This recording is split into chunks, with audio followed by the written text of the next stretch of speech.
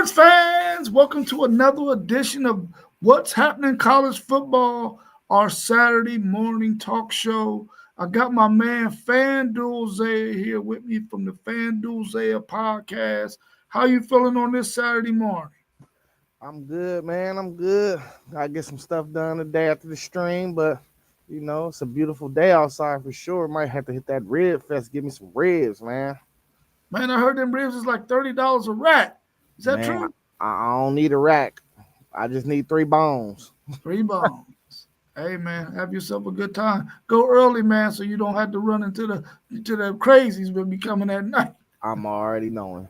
I feel you, bro. I'm glad to have you here with me this morning as we're going to be talking some college football news, and we're going to also talk about games that are going to take place in week 8 that we think will be interesting matchups, games that we feel like will start to have playoff uh, implications because we're in week 8, heading to the back end of the college football season, and we're going to tackle some of those games and see what we think about those matchups. But before we get into those games, let's go ahead and talk a little bit about some of the stuff that's going on in college football right now. I know in the SEC, they've been talking about this question right here. Should college football institute a defensive delay of game rule when teams wait to substitute to run out the play clock? We know a lot of times offensive teams, we already know that when the offensive team substitute, the defensive team gets a chance to substitute. But a lot of times those defensive teams have been waiting as long as they can to get their defense out there, possibly trying to run out the play clock so the teams have to use timeouts. What's your thoughts on this rule? Should they only have 3 seconds to make the substitution that they need to make or start making the substitution they need to make after the offensive players make their substitution? So I think all them rules, they already changed one. They changed the one that made us lose the game against Oregon. It was they was playing within the rule book, but everybody understand, like, if you get a runoff for 10 seconds after having, like, what, they had 12 people on the field or something like that, and they had a 10-second runoff. That's why we wasn't able to get a playoff. And then they changed the rule with the injury. If they think that you are faking an injury on field and you're trying to hold the game up, then I think it's some type of penalty or something. So that's the last step for real, the substitution, to get all that situated. So I absolutely think they need to go ahead and tap into that rule and figure out a solution for that, because that's a advantage for the defensive team that might not be ready for a team that's trying to do a hurry up, maybe in a late game situation. So I definitely think they need to go ahead and tap into that rule. Yeah, I agree with you. I think that it should take place as well. Um, because like you said earlier, with that 10-second runoff and all of that kind of stuff, you got to get this thing to where no team has an advantage. Um, so I definitely think that they should put it in place to make sure that we can have an even playing field. I hate those rules where you got those gray areas, and you know those coaches, man, they're so smart. They got so many guys on their coaching staff. They're going to find a gray area, man, and they're going Facts. to live in it. And I think we need to get rid of gray areas so that teams aren't able to do or pull off like what Oregon did last year against Ohio State or in any other game. So I definitely think they should get this rule implemented uh, so that we can even out this game when it comes to the offensive defensive play.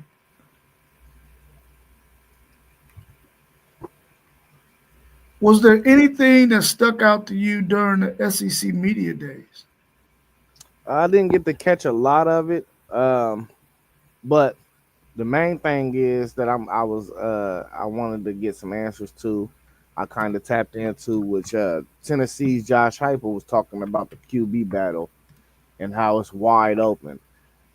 Tennessee is one of them programs that this year that I feel like if they can just find uh, competent quarterback play, I think they can make another run at this playoff. Now, I think they got the rest of the roster um, to make another move in the SEC this year and get a large bid. But it's gonna come down to that quarterback room. So that's the main questions I got for a team in the SEC is who's gonna be the quarterback at Tennessee. Yeah, yeah. A couple of things stuck out to me as well. I really and it's a question in there. I think the next question is about this or something similar to it. But we know how NIL and how this recruiting and things are going. There's so many coaches really they got things to say about it as if they not playing the same kind of ball game. You know what I'm saying? It's like you you're doing. Everybody is trying to do the same thing. Now you got your instances where you got some teams they like, hey, I'm just not gonna pay that for a guy that hasn't gotten on the field yet. And but in this SEC media day, you had some coaches, of course, talking about Texas being able to land those two guys that they land, but they missed on a lot of guys too because they just really weren't ready to pay that price.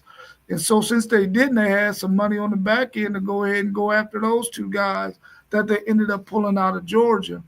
So Yeah. you heard some talk about that, and then it was I don't know how they botched this, but that was crazy.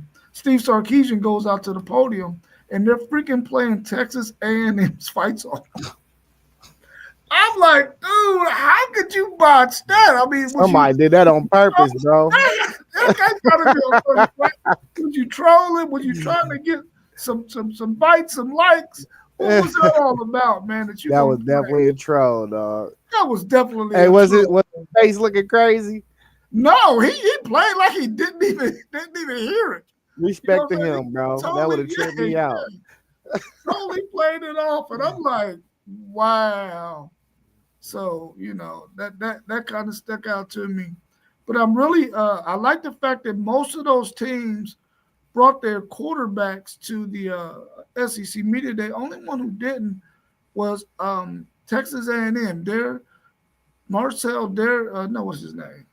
Marcel Reed. Yeah, yeah, yeah. Marcel Reed is not one of their captains, so they didn't bring him out. That kind of like, dude, this dude started for you last year. This should be there. But that kind of stuck out to me too. That he wasn't one of the players chosen to come, and he's not a captain on their team. So that kind of like threw me a little bit. That's it could be other guys Yeah, in the program that just may be more the heart of the team. Just you know, as far as like day to day, like even off the field, they just probably lead by example. I don't think that's really a slight on Marcel Reed because he yeah, wasn't. He didn't come into the year starting last year. yeah. He didn't come in and start this. That is true. That is true. Glad you And pointed that out. since we already had leading into this next question, um, I want to tap into the Justin Haynes thing too, but I don't know. You can read the question off real quick. Should there be an executive order to put a cap on players' NIL deals? Will that help with what seems to be a bidding war for high-ranking players? So look, this the thing.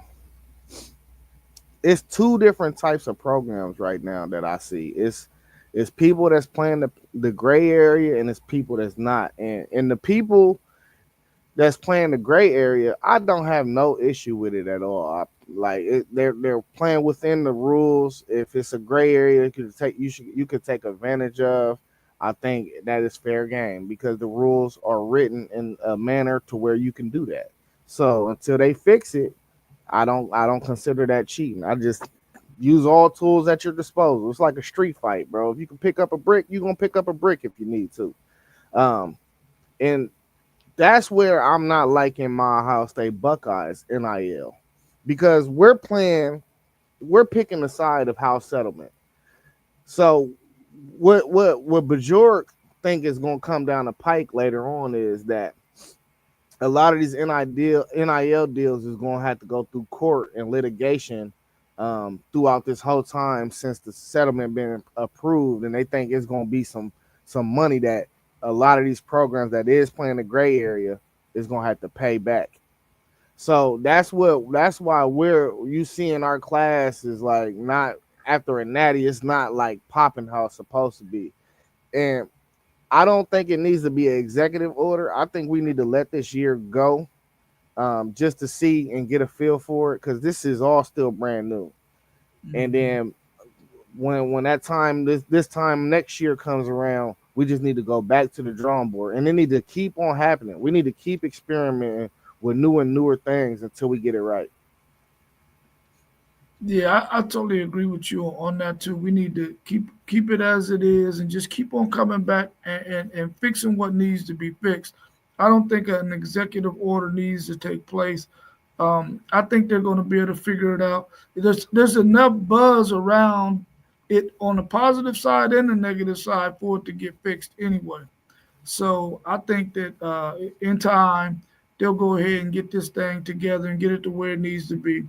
I don't Yeah. think an executive order needs to take place. Um, it, I mean, right now the way things are going right now, I mean, we need this to happen so we can know what the negative side of things are and what the positive sides of things are. So I'm okay with if it's a bidding wars out there, I'm okay with that because eventually it's going to get ironed out, it's going to get fixed. Because we don't have people out there saying that we're going to keep this same system for infinitum. So I'm not really worried about it. I think it's going to get fixed in time. And all I know is, as long as you have a good program, you're going to have GMs, coaches, athletic directors that are going to make sure that your program is going to be right there at the top. They're going to make sure that they do everything they need to do to make sure that your program is getting what it needs and making things happen. So, and no big time program is going to fall off because of what's going on with this NIL stuff. So look though, I think Justin Haynes' deal just opened up a whole new rabbit hole.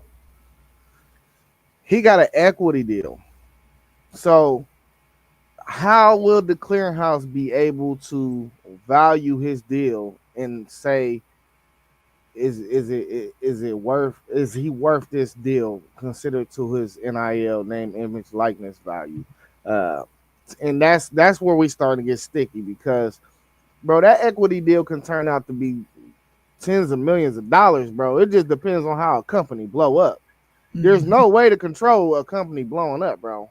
So I think we just opened up a whole new rabbit box. I think that is the first deal of its kind in the NIL era, bro. And kudos to that young man because he's thinking business savvy, and that's what these dudes got to do. But I'm real curious to see how they gonna start doing these deals because if I'm like somebody like Arch Manning, Jeremiah Smith, the big names, I'm taking all equity deals. Actually, I wouldn't even take nothing else. I wouldn't take the upfront cash. The money is better on the back end anyway. Yeah, that's a good point that you made because I haven't heard about his deal. I And sent it to y'all in the chat. yeah, You gotta y'all seen read some of that. my stuff in that chat. If I don't get a chance to catch it right when it hit, and y'all, it gets pushed all the way up in the chat. I'm like, man, I ain't going all the way up there trying to find that. So I'm gonna go look for that though, because I do want to read up on that because that sounds very very interesting. So once I do that, then I'll have some more to say. I'll get some more of my thoughts on it, probably on tomorrow's show. So what's your thoughts on the buzz around Nick Saban possibly returning to coaching? Man, I think this is a great PR move from his team uh for his negotiations with ESPN, bro. I do not think he's returning to coaching. First of all, I don't think his wife want him to return to coaching. Right, So right. happy wife, happy life, dog. Yeah, I don't think she want him to coach. So I think they doing this though just to get that bag higher. Am I froze? Yeah, you froze, but we can hear you, but you froze. There we go. Uh, yeah, Miss Terry ain't having that. She got her husband doing exactly what she likes for him to be doing, what he does on TV, and he's golfing a lot, which is something that he loves to do. I don't think that he's going to come back to coaching. Even though I know there's going to be teams out there, there's going to be coaches out there that are going to ask him to come and coach their defense or try to get him to come to the NFL or something like that. But I think he's right where he wants to be. I don't think he wants to come back into coaching. But I mean, I guess you never know. But Miss Terry, whatever you do, don't let your husband come back to coach. Let him do what he's doing now. We really, as a fan of Nick Saban, I like seeing him where I see him at right now. But it's a lose-lose situation too.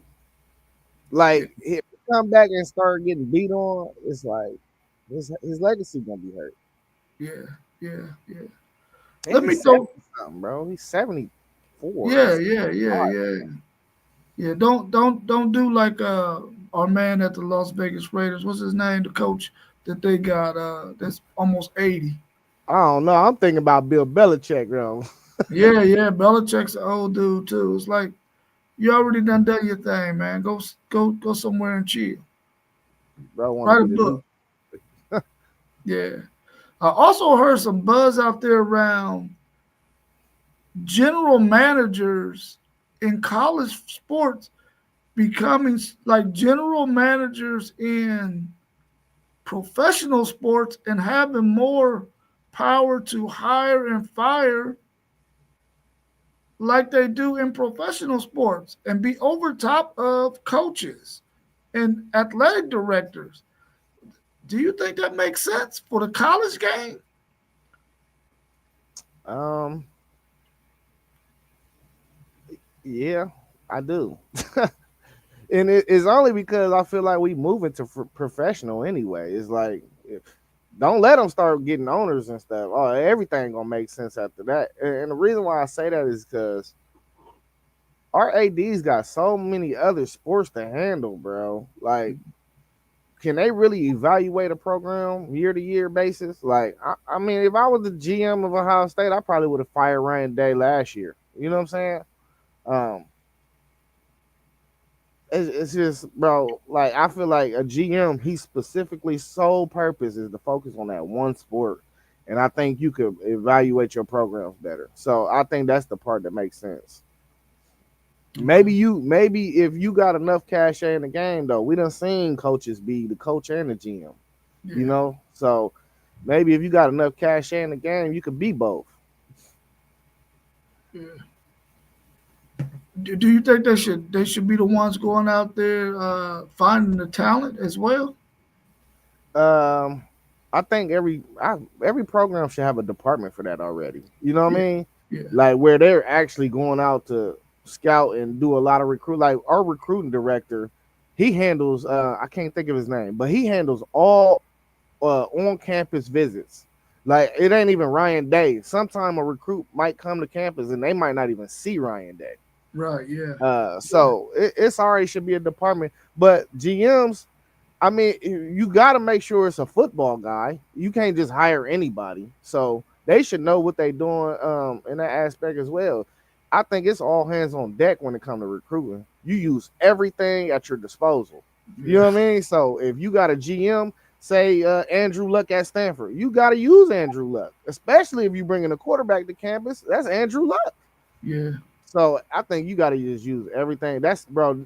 The recruiting is the wild, wild west, literally. Yeah. It and you made a really good point because it is really the wild wild west. You got to use everything For at your sure. disposal because a lot of times you'll find that, and you're seeing it this year as well, that teams are high on certain players and they're not looking at maybe the third or fourth or fifth best guy at that position. They're trying to go after the best of the so-called best of the best, but then they don't get that best of the best guy, even though they've been on them from the beginning. You got to have somebody that's going out there finding 4, 5, 6, 7, 8, 9, 10. Because if you don't get that guy, and that's a position of need, you got to get somebody that still has that the talent that could be as good as those guys that are up in the top 3 or 4. Not So you facts. definitely got to have somebody that's doing. You got to have somebody doing every. I mean, people in place to do all that needs to be done when it comes to recruiting because it's the freaking wild, wild west right there. Hey, and look, man, you really seeing for real. It's starting to be a young. It's really a young man's game for real, bro. Listen. I'll be just comparing like what it looked like for my Buckeyes, and really right now it looked like we need to get rid of Larry. Larry a legend, man. Larry's one of the greatest ever. Don't get it wrong. But these older guys, it seems like this new age is they can't keep up with this new age, bro. I think we need to get younger there, and we might need to get rid of Tim Walton, bro, because that flip, and while it wasn't ideal for the numbers in the class, because we only got one cornerback, he was really projected to be a safety, and they expecting Braylon Womack to commit. So that'd be three safeties in a cycle for us.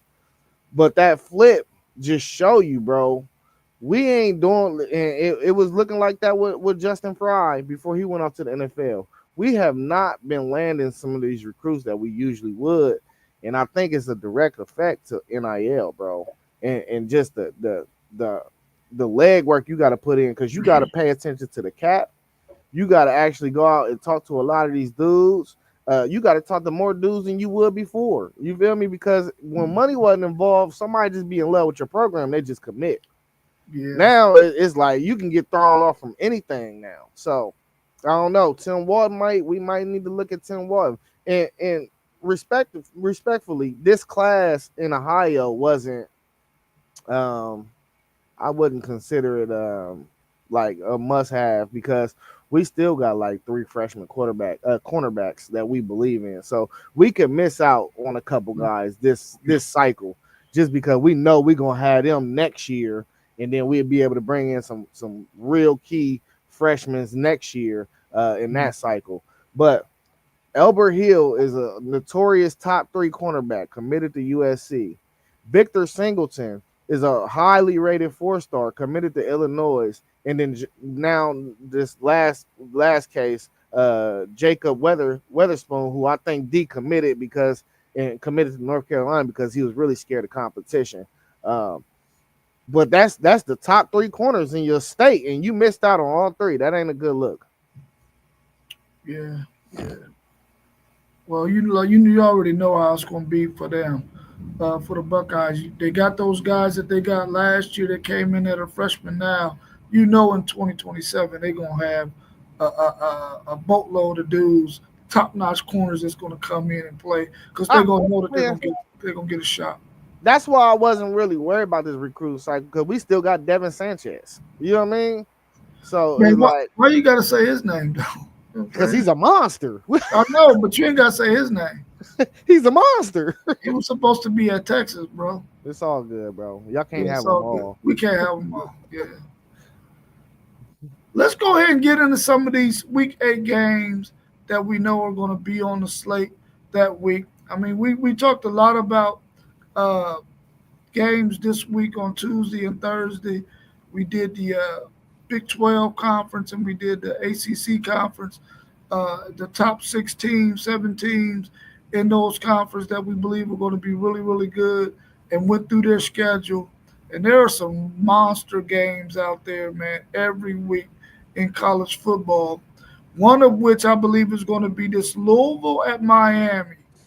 What's your thoughts on this game? And is this a game that Louisville could possibly go into Miami and get a win in the ACC? Yeah, I picked Miami in this game. Anything's possible. Yeah, I definitely think Louisville could go in there and get a dub. Definitely, especially if Miller Moss is balling. You know what I mean? If Miller Moss is balling by this point, and we still the jury's out on Carson Beck. So we got to see. But just on paper, man, I think Miami got too much talent for Louisville. They should win this game. Um, and hopefully that defense has improved tremendously because I want to see Miami uh, at the top. I want to see them being able to like compete with these teams that's college football playoff worthy. I want them to be that good. And It's a few more teams in that conference that can get to that point. It's going to take time. Knows we need to see them get back into what they're used to traditionally. But I got Miami in this game. I'm going to call it high scoring, though, 38-31 or something. Yeah. I got Miami winning this game as well. It's at home. I think this is a game that they could beat Louisville. I think they have more talent than Louisville. But like you said earlier, it really depends on Carson Beck and how well he's playing at this point in week 8. Is he playing well enough to get them wins? Because he did have a stretch last season where he had about a 5 or 6 game stretch where he was lighting it up. And then, he sort of fell off a little bit towards the end of that run in their schedule. But I think that if he's playing well, this Miami team can be really, really good. No, actually, it was the last 5 games they played. He was on a stretch Yeah, he was on the before he stretch. got hurt. He was on a nice little stretch. He wasn't turning the ball over or nothing. Yeah. It was the last 5, and then they when he got hurt in the SEC championship game. Yeah, Yeah, you're correct on that. he was looking bad in that SEC championship game though. Yeah, well, that's because he was playing my boys. Yeah, Just- y'all was on his head for sure. What's your thoughts on Tennessee and Alabama? We talked a little bit about Tennessee and the quarterback situation with that Josh Heupel was talking about. What's your thoughts on that? Are they going to be able to muster up enough defense to slow down Alabama? It's in Tuscaloosa. Can they pull out a victory, or do you think Alabama at this point is going to be clicking on all cylinders? The quarterback is going to be rolling. Ryan Williams is going to be balling, and that defense is going to be tremendous at this point. What's your thoughts on this game? Man, I'm not gonna lie. I was saying Alabama gonna fall, fall, fall, fall. And the closer we get to the season, and the more research I keep doing on this dude Ty Simpson, the more I don't understand why I don't understand why he didn't start last year over Milrow. He gave your team a better chance to win. See, and this is the thing about the board too. We seen Nick Saban pull Jalen Hurts in a national championship game. You know what I mean? Can Yeah, you make these tough decisions that Alabama fans is used to? Because the like if I get from what I think Ty Simpson is gonna give me this year, bruh, they're gonna be asking why you ain't pulled Milrow last year. yeah, They're gonna be asking that question. So I think Bama, bro, like itching towards it. That's a top 3 team, top 4 team for me, for real. Real, I'll give them top 5 because really Penn State, Ohio State, Texas, Clemson. I think them are all interchangeable teams, and I think Alabama is right in the thick of all that. So, man, I don't see Alabama losing to Tennessee in this game, especially in Tuscaloosa. Like, there is no way I could see Tennessee pulling up an upset in Tuscaloosa. That's not the type of team that will do that to me, in my estimation. yeah. I agree with you on that. I think that this Alabama team is they're starting to it's starting to sound like they're going to be better than what I was giving them credit for maybe a month ago. And I think that they're going to be a decent, no, not better than a decent team. They're going to be a pretty good team that's going to be able to make some noise in the SEC. As long as they stay healthy and their quarterback does what he's supposed to do, I think they're going to be really, really good in the SEC. I think that they should have made play Simpson some last year as well, especially in those games you knew that Milrow was just totally off. Yeah. Uh, but I think we're going to run into the same situation at Texas. If Arch Manning lights it up, they're going to be saying the same thing about he should have been in there for Ewers in certain situations too. Are you familiar with this new SEC flex slot thing they got going on? Tell me about it. I might be, and probably just don't know the name of it. So this week there's 3 flex games. There's 3:30 between 3:30 and 4:30 start time, or between 6 and 8. So I'm thinking that they gonna wait to slot these games. This game, Texas A&M and Arkansas, Missouri and Auburn. I think they're gonna wait to slot them, and then And I think Georgia Ole Miss, the wait to slot them until it comes around that time to figure out which one they want to be a night game. Yeah, yeah, I'm familiar with that. Yeah, I kind of like that too. I love it. Oh man, I love it because you want your prime time matchup to be your prime time matchup. Yeah, yeah, for sure. Fox, y'all hear that? Man, I can't stand Fox. What's your thoughts on Texas A&M at Arkansas? I think last year wasn't this game a really good game last year? Wasn't it a barn burner? Did Uh, Arkansas beat them? I don't remember. Let me I look it think up. this game was pretty good last year. Well, maybe Arkansas pitted on them. I think Taylor Green ended up beating them in this game, and he put it on them pretty good. Oh, it wasn't a barn burner. It was a close game though. Oh, okay, what was the final score? 21-17. Oh, well, maybe this ain't the game I'm thinking about. When Taylor Yeah, Green went off on somebody. I I think that thought was it was like this. I think that might have been like the first game Marcel Reed started too. Yeah, yeah. Nah, What's but your thoughts on this one? Can they go into Arkansas and get one? Because this is sort of like one of those old Big Eight, uh, Big 12, no, no, the Big Eight rivalry games right here that used to take place between those two. man, the world gonna depend. Arkansas season is gonna depend on what if you can have Taylor Green put that cape on or not. Uh, I just don't think this might be one of them games because he's a highly inconsistent quarterback. I love all the tools he got though, but man, Arkansas lost a lot, bro. They lost a lot to the portal, bro. So we're gonna see how their season shake up. But right as of right now, man, I don't got too much confidence on what they got around him. So I'm gonna go Texas A&M in this game. I'm going Texas A&M as well. I think that they got too much talent, especially if that running back is healthy. Moss, is that Yeah, his name? Moss. Yeah, Yeah, Moss. And I like to see Ruben Owens get healthy and get out there as well.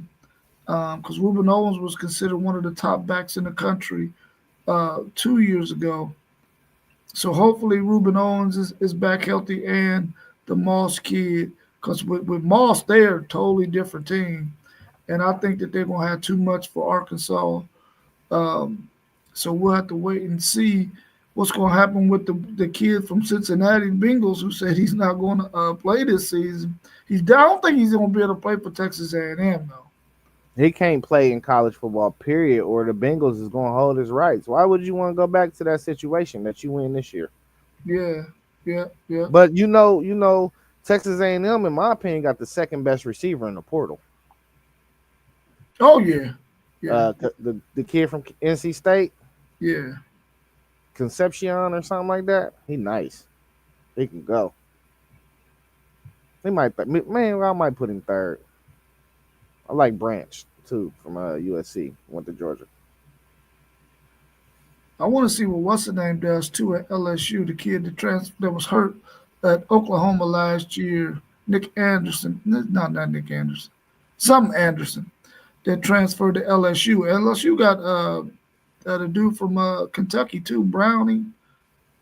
Yeah, they got some burners out there, man. So LSU got some wide receivers that just gonna make some noise. I'm anxious to see what they're gonna look like with Nussmeyer though. Man, Brian Kelly, they saying this roster is super stacked. Okay. So I mean, listen, it's like no excuses over there this year. Yeah, no excuses. Hopefully the defense will be okay though, because I think their defensive backfield might be a little bit shaky. And look, we've been saying that, right? Yeah, But I guess this dude from Virginia Tech they got is supposed to be nice. really. Uh yeah, something Delane. He supposed to be nice. And then the other kid they got in the portal from Maryland is supposed to be nice. So that, I mean, it sounds like they shored up their secondary.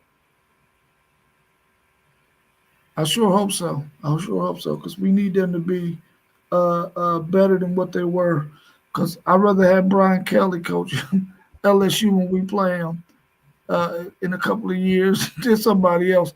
that might give them a spark, You gonna have a better chance of winning. better chance of winning for sure. Oh man. What's your thoughts on Ole Miss at Georgia? Will Ole Miss be able to have a good enough team to even compete with Georgia in Athens, or they don't have a chance in hell? See, listen, Lane Kiffin, he can coach football. Nobody gonna convince me that Lane Kiffin can't coach. Yeah, And this is another one of them teams that their season is gonna be defined based on how well they get quarterback play. So um, I'm not too familiar with the kid that's supposed to be starting at Ole Miss, Austin Simmons, but we're gonna see what he is. I think he a dual threat. We're gonna see though. And I mean, I think they got talent over there. I think it's talent everywhere in the SEC. Um, I don't think they're gonna beat Georgia though. Georgia own the SEC. The only teams that's gonna be able to beat Georgia is the top dogs, and that's Texas or Alabama. Everybody else, really, I don't really give them a great chance to beat Georgia. yeah, that's facts. Georgia is they are the best team in the SEC until somebody dethrones them. I mean, it is what it is. Even though my Texas Longhorns is in the SEC now, until we defeat Georgia uh, a couple of times and they ain't beating us, then hell, the conference is Georgia's all day long. And I think in this game, they because Ole Miss, I think, beat them last year. They beat Georgia? I think they might have beat Georgia last Nah, year. dog. I don't think so. We gotta look that one up. Hold up. We gotta look that one up. No. I don't think you can be saying Yeah, stuff like that on I stream. think they might have beat Georgia last year. Yeah, yeah, look it up real quick. I think they might have beat Nah, Georgia you last. right. They popped them. Yeah, they beat Georgia last year. You right. Yeah, so I know Georgia is gonna have it out for they like Georgia like Kirby Smart had it out for Texas last year. He got it up on this year, Nah, which facts. might help us. So when they come to Athens, man, they gonna beat up on Ole Miss, I think, or at least beat them to where it was convincing enough, even though the score might not be astronomical. This going to be physical. And I think Georgia at this point will get their defensive issues together because they're a lot younger than what they were last year. They were very experienced last year and they lost a lot on that defense. By week 8, though, Kirby Smart and his boys will be there and fix those issues. And I think they beat Ole Miss pretty convincingly, even though the score might not say that. I think the play on the field will. I think though it was a lot more talent on that Ole Miss team last year too. Yeah, yeah, Or just unknown talent they might have this year. So let me hold that. yeah. Because I think we really only focus basically on the starters and the stars for Ole Miss more so than we looked at the guys who were maybe in the two deep on that squad. But while you're doing that, let's look at Oklahoma at South Carolina. This is a very interesting game, man. I think for both of these teams, Week 8, this matchup is going to let us know if these two teams are going to be able to make some noise going into the end of the season to possibly be one of the 3 or 4 teams that might make the 12-team playoffs from the SEC. What's your thoughts on this game? Can South Carolina pull it out at home against what is going to be a really good Oklahoma defense? So this is gonna be a hard game for Oklahoma because they got y'all the week before. Uh and I think they're gonna beat y'all. So after an emotional win like that, bro, if you can double up, you should be playing for a national title. Like you should be in national title contention easily if you could win both of these games in back-to-back weeks. I don't see them winning. Either they're gonna go 0-2 or they're gonna go 1-1. They ain't going 2-0. You know what I'm saying? I don't see them going 2-0 in these 2 weeks. So I'm gonna take South Carolina. And when we get to the SEC, and we doing the over and unders, you probably hear me say a 0.5. You know what I mean? Yeah, I think South Carolina wins this game simply because if Oklahoma beats Texas, they're going to be drained from the victory. And if they lose, they're going to be licking their wounds. So I think this is a prime time for South Carolina to get Oklahoma at home and beat them. Because I think Oklahoma's probably going to come out flat in this game. And South Carolina's going to have an easier advantage. Even though I think it could be a really, really good game, I kind of wish it wasn't right after the Texas game because I think we will see a better matchup if it wasn't right after the Red River rivalry. But I got Nah, South Carolina. this the big bad SEC. Draw them back to back to back to back to back. I feel you. I feel you. Washington at Michigan. Washington beat Michigan last year. Can Michigan right the ship? Will Underwood be the starter at this point? Will he be clicking? Will he be the man? Can he beat Washington at home in the big house? Yeah, he can beat them. I like Washington. I think they're gonna be decent. I don't think they're gonna be like cupcake. I think they got a good, nice little backfield tandem with their quarterback and running back, but I don't think they're gonna beat Michigan, bro. Michigan, they got the same recipe they've been running since they won a national championship in a couple years before that.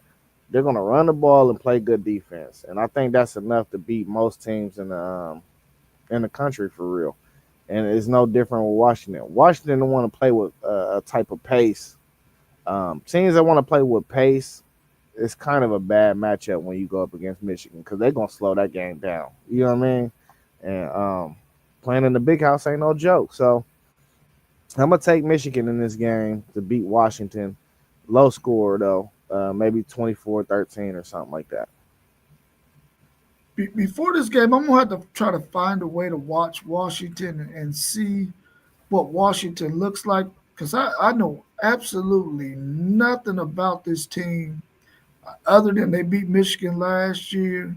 Um, but I think I agree with you on the fact that Michigan is going to slow this thing down to a crawl. They're going to be more run oriented than probably we've seen them. And we already know that they're a really run oriented team. I think that Michigan wins this game in the big house. But I'm really anxious to see Washington before this game to see what they even look like because I know absolutely nothing about them. But I got Michigan winning this game. Even though it's probably going to be, it won't be a high scoring game, but it'll be one of those games where you're going to have limited possessions. So if you get 8 possessions, you're lucky. So this is what I could tell you a little bit about Washington. Um, this quarterback they got, he was a true freshman last year. His name is Desmond Williams. He didn't play a lot earlier in the year, but he played towards the end. And I mean, he got about maybe 3 games of work, right?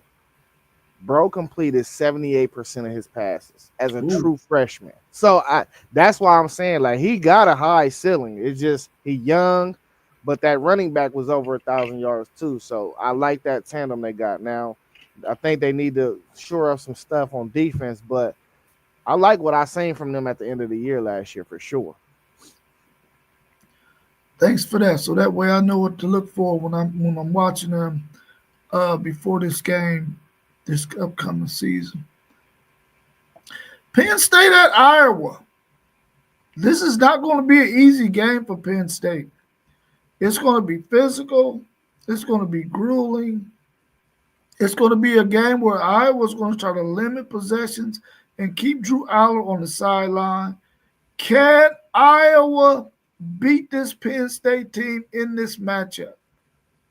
Let me see. Oh yeah, Penn State played Northwestern the week before. Bums.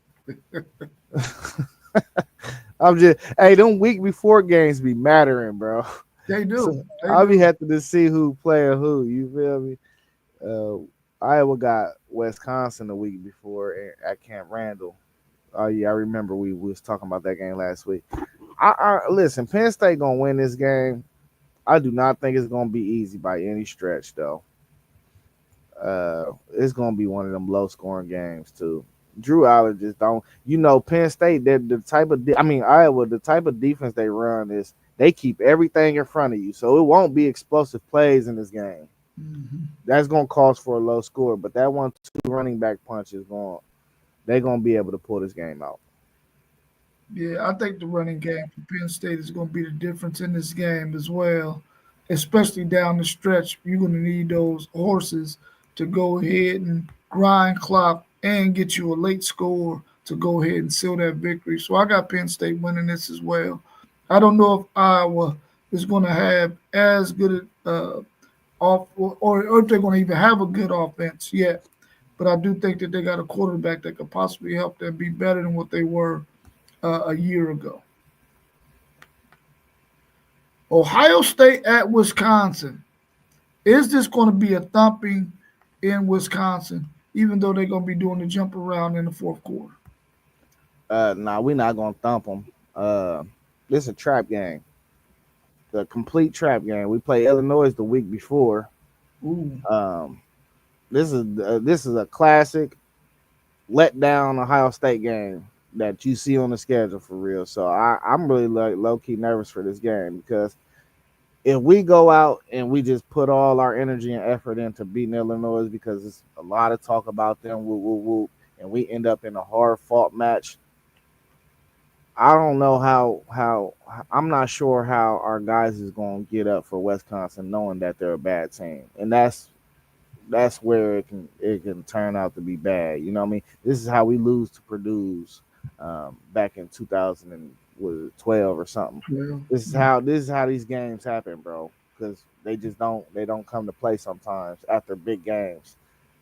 So I don't think we thump them. I think we squeak out with a win though. Just like the Nebraska game last year, maybe 24 to 14 or something. It's gonna be way closer than it was supposed to be. yeah, I think Wisconsin is due for at least one or two games a year at home where they have a really good football team that comes in there to play them, and they sort of make this thing close and interesting. I don't know by week 8 if it's going to be this game right here against Ohio State. I think at this point, Julian Sain will be clicking on all cylinders. He'll know how to get the ball to his dynamic wide receivers, and their running game will be going pretty good. I think Ohio State definitely beats Wisconsin by at least 14 or more. Hey, last year it was week 7. I just want you to keep that in Yeah, mind. yeah, yeah, yeah. Facts. SMU at Clemson. Will SMU be able to do anything with Clemson at this point in the schedule? No, we kind of touched on it with the ACC pod. Like, I don't see Clemson really losing to anybody in the regular season in their conference at all. So, uh, but SMU returned a lot, I think, if I'm not mistaken. So we'll see. Kevin Jennings, he ain't no slouch now. Yeah, I agree with you, man. This Clemson team, they're gonna be they fixed that defensive run game, uh, so they're gonna be hard to beat. They got arguably the best quarterback in college football, especially with the number of years he's played. I think they're going to be hard to beat. I don't know who they're going to have at the running back, but I'm quite sure you can plug and play there because they're going to have somebody who can tote the rock for sure. So I got Clemson beating them pretty good in this game. I don't even think SMU is going to be able to compete with them at all. Mm. Another good matchup that we talked about when we did the Big 12, we got Texas Tech at Arizona State. Arizona State is at home in this game. They got a really good quarterback. We know what Texas Tech has done with NIL and in the portal. How do you see this game going? I believe, if I'm not mistaken, I took Texas Tech in this game. But this is one of them games that we could talk about it once every week, and we probably gonna flip and flip and flip until the season comes, until we see these teams play. Um, but I'm just saying, all the hype building around this Texas Tech team, I want to see it, bro. If Texas Tech can become a staple and just really and really just be one of them teams for real, like that's just good every year, and really not having no season below 8-4, always in that 8, 9, 10 win range. I think that could pick up the Big 12 so much because they are in a Texas market, and you just can't. Texas market is Texas. You feel me? It's Texas. It ain't Texas University. It is Texas Tech, but it's Texas. That's all that matters. You know what I mean? So we're gonna see. But Sam Levitt, that's a bad boy. That's a bad boy. You know what I mean? So uh, this is I expect a great game. This is gonna probably be one of the games of the year. Probably one of the best games that we're gonna see in the Big 12 this year too. So we gotta keep that in mind too. And they going on the road playing at Arizona State. So I'm going with Texas Tech though. I'm leaning towards them because I think their roster is way more balanced than Arizona State. And I still do not like the fact that Cam Scatterbo is needed to be replaced. I thought he was the heart and soul of that team. And everybody know I speak very highly of Sam Levitt, and I think he's probably the best quarterback prospect for the NFL that we got out there right now. But I think Texas Tech just owned the portal this year, man. And if they can put it together, they're gonna be scary. Yeah, you definitely were the first person to hit me to Sam Levitt. And once you started talking about him last year, then I started to hear other shows mentioning Sam Levitt, but I didn't know he even existed until you mentioned him to me on one of the streams. So then that made me start paying attention to him. He's really, really good. But Scatterboo definitely is the heart and soul of that team. If they can get a guy back there that can do some things, they're going to be good. Their coaching staff really know how to scheme up to play defense on teams, and they're going to be really good at defense. And I think that they could make this game interesting, probably in the first 3 quarters. But then I think Arizona State gets pulled away from by Texas Tech, and Texas Tech win by about 10 in this game. I got Texas Tech winning it. But like you said earlier, one week we're gonna be probably saying Arizona State. The next week we're probably gonna be saying Texas Tech. All Nah, the way up, going back and forth until this game is played. Because I'm quite sure both of those teams are gonna show us something that's gonna make us think, no, they can't win, or yeah, they can win. and I think they both got really tough games the week before. Um, Arizona State is going to travel to Utah, Ooh. and Texas Tech is going to play at home against Kansas. So I think they both got Ooh, really tough games the week before. they both got really, really thick. And like you said earlier, those games right before matter, man, going into that next game. It matters. At KT, I don't know how no feel, but we mentioned Donald Trump in one stream, and we got a copyright strike. So I don't know if he want to talk about it or not. You feel us? Right now, they don't want you saying much about anything political on YouTube, man. So we But might, nah, that's talking about the executive order on NIL deals though. So I don't yeah, know. You yeah. We talked about that a little bit earlier too, but I didn't put his name in there because I don't want to get I don't want to get that. But as far as that executive order goes, KT, I think they need to let everything play off. We talked about it a little bit earlier in this stream. Just let everything play out because those guys uh, that are affiliated with college sports, they're going to figure this thing out, man, and they're going to be able to do what they need to do. Let it go ahead and play out, and they continuously fix things year in and year out until they get it to where it needs to be. I don't think we need anybody to do any executive orders to make to put a cap on players getting this money. I don't think they need to do that. I think they need to just go ahead and let it play out. Yeah, I was in agreement too. I think they just need to go revisit it every summer and just fix something until it's all the way fixed. Yeah. What's your thoughts on Utah at BYU? This is a battle for the state game right here. Yeah, I'm going with Utah, man. You already know. I got Utah in my top 3, 4 in the Big 12, man. I think Utah gonna surprise y'all this year, man. So I'm going Utah in this game. If I ain't mistaken, I think I might have picked a .5 in this game.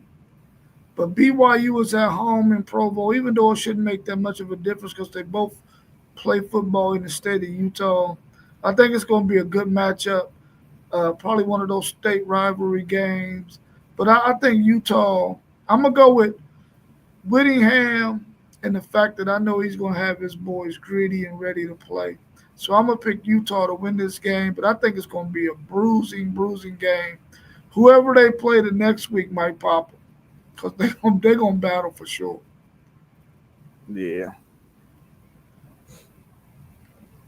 We got Baylor at TCU. This is a game that I think we all was kind of weighing between .5 or maybe Baylor winning it.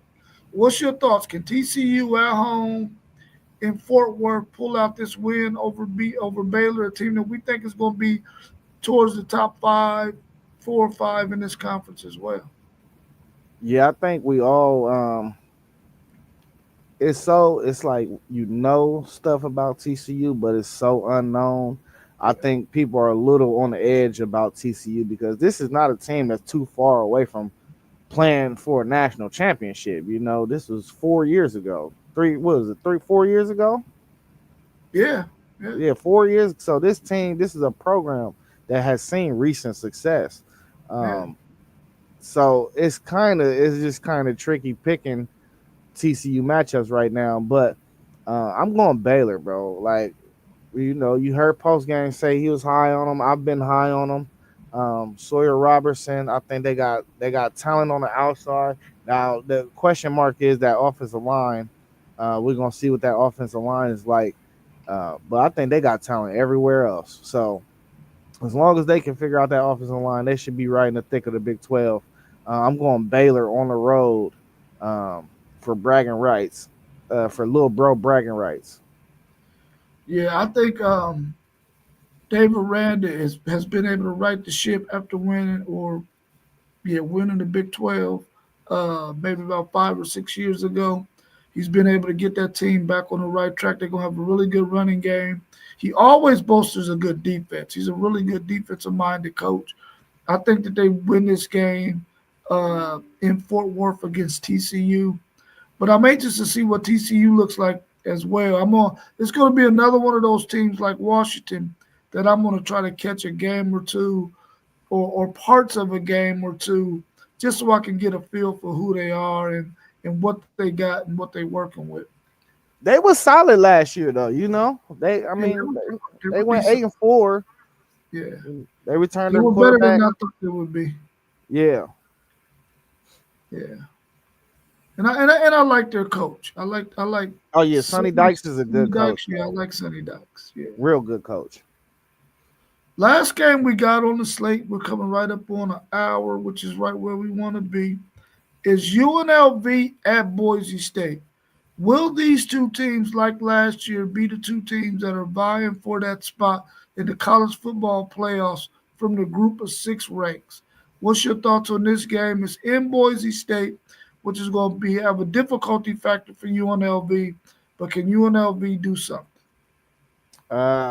Yeah, these teams is gonna be up for the non-power four bid as well as Navy, Tulane, and I want to say Memphis and East Carolina.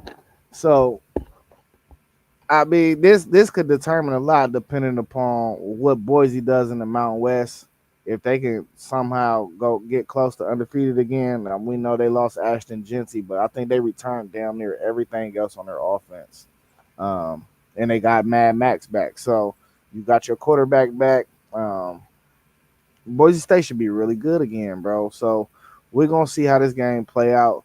Early pick, I'm gonna pick Boise State because it is hard going into Boise State, winning at Boise State. It just the field make your hair hurt. So I'm going with Boise State in this one. Now Orgy went over to UNLV, man, and that's a big boy. That's a Big Ten size caliber quarterback that's about to be playing a now non-power four. But I seen him. He couldn't throw a 5 yard pass. He was throwing 5 yard passes into the dirt, bro. So we gonna see. He is totally a wild card though. So it depends on how he looked early in the year. I could switch my pick when I come back around to this game. Yeah, what I'm hoping is since he's playing against maybe a tier down or two tiers down, because in high school he wasn't a great throwing quarterback, but he wasn't as horrible as we saw him be against much stiffer competition when he was playing at Michigan. Maybe in this league he'll be more confident and they'll be able to scheme some things up for him, some easy throws to help him get in the rhythm, and they could possibly uh, give Boise State a game. But I think with them losing Brennan Marion as their offensive coordinator and that go offense for UNLV, I think that's going to be the difference for them. They're breaking in a whole new system. I think Boise State wins this game. They're always Boise State's just an always solid program. They're always one of the top non-power four schools that's out there.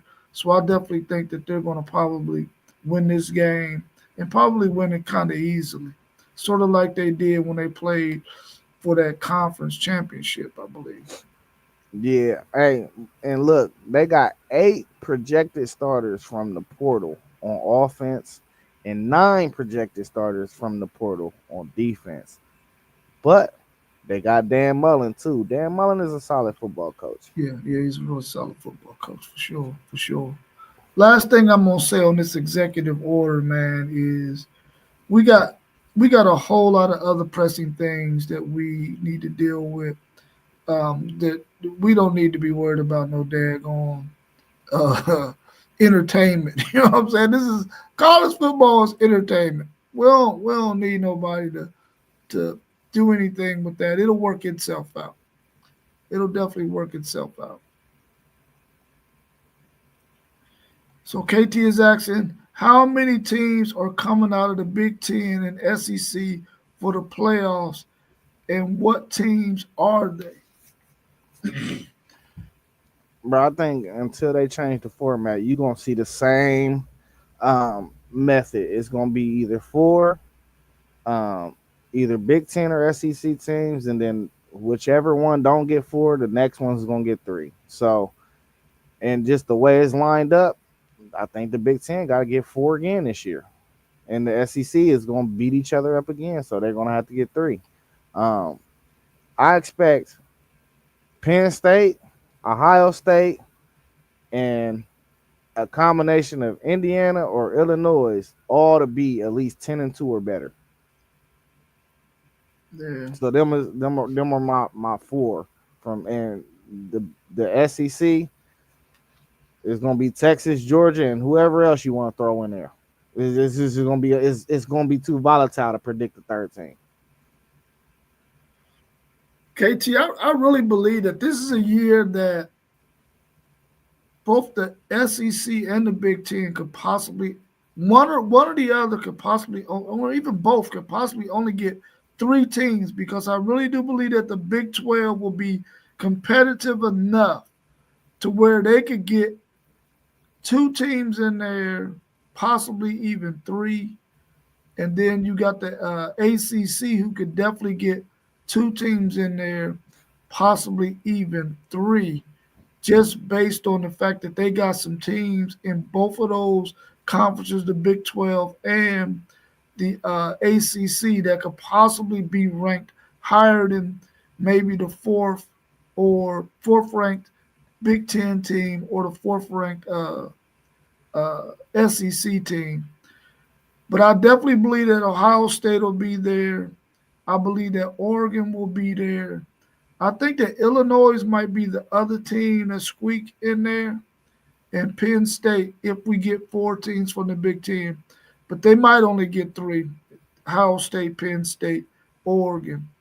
And then in the SEC, I I forgot about believe me. I believe we're gonna get Texas, Georgia, maybe Alabama. I think. Well, I will say this: the Big Ten, I believe, has a better chance of getting four teams in than the SEC does, unless LSU can be really good, which I don't know if they're going to be able. They got a pretty tough schedule. I don't know if they're going to be able to get enough wins to get there. But I think the Big Ten has a better chance of getting four teams this year again than the SEC does. But I think that it's the Big 12 and the ACC gonna have something to say about it too. I think a lot of this depends on too what happens with Notre Dame this year, though, Yeah, because do you leave a two-loss Notre Dame team out of the playoff if, let's just say, they lose to Miami the first game of the year and then they turn around and lose to USC later on in the year?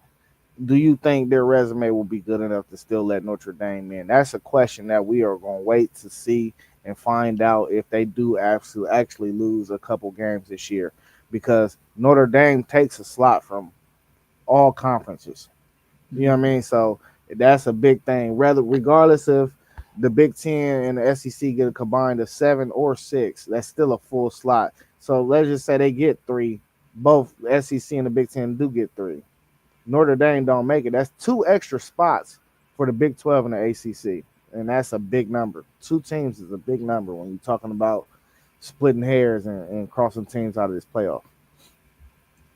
yeah. You brought in a really interesting point and a really good point too, because if Notre Dame loses to either one of those conference teams, like a USC or a Texas A&M, and what's the other team you mentioned?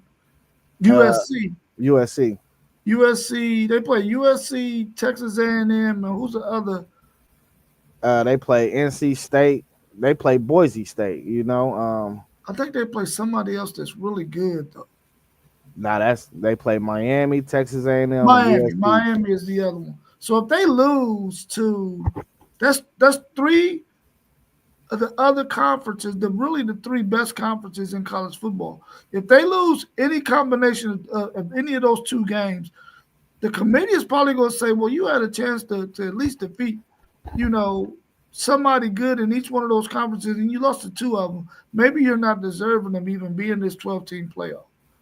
And let alone don't let them 2 out of them 3 teams win them games and not be in the top 3 or 4 in their conference, because Right. then it's gonna really look bad for you, for Notre Dame. Yeah. You're going to need them to be at the top in order to even get somebody to have some sympathy for you, for sure. But that was a really good question there, KT. It brought out a lot of content and discussion.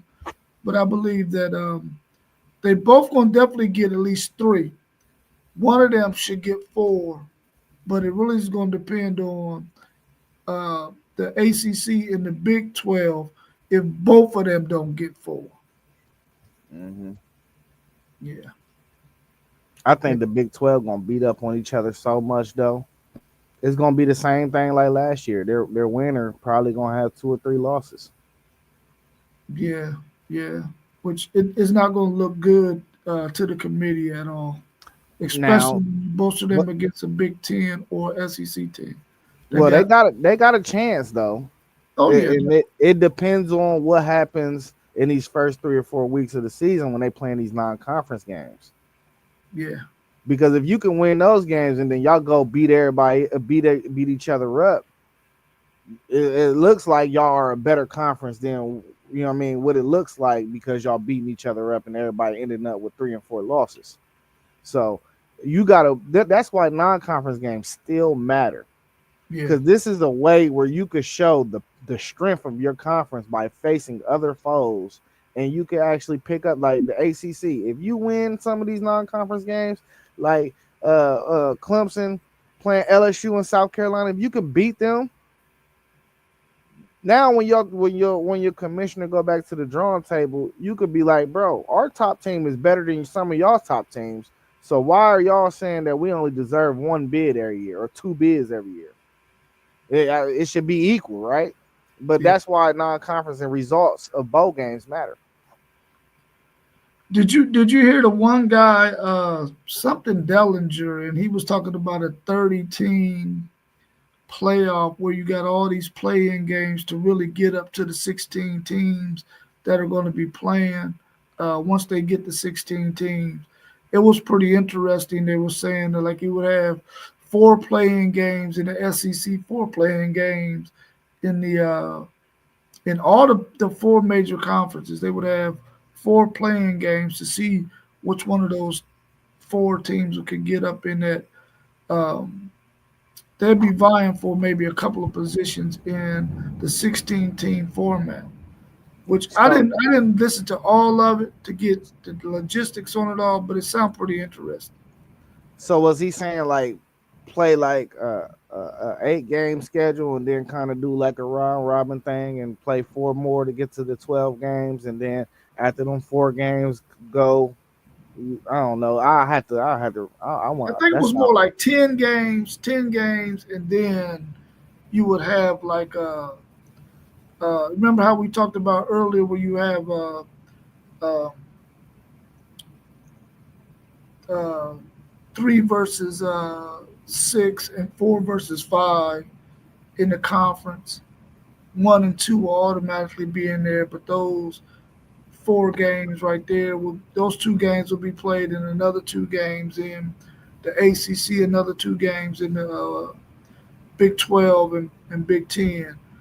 I didn't listen to all of it, but he was saying something about it like a 30 team format to get to that point where you got those 16 teams. A lot of playing games, rather.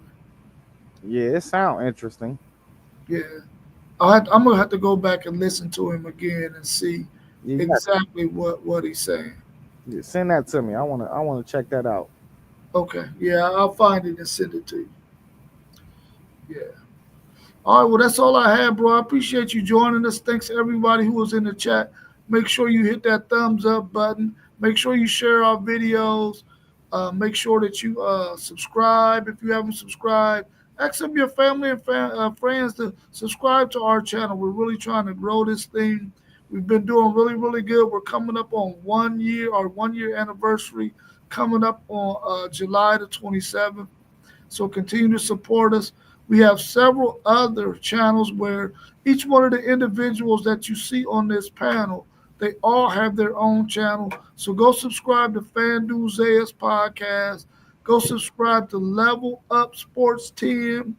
Our man Parlay Poe has Blitzburg podcast, and our man Post Game has Post Games uh, podcast. You want to go subscribe to all of those channels, and you can find our man T1, somebody else, a man of many hats on Facebook at City League TV.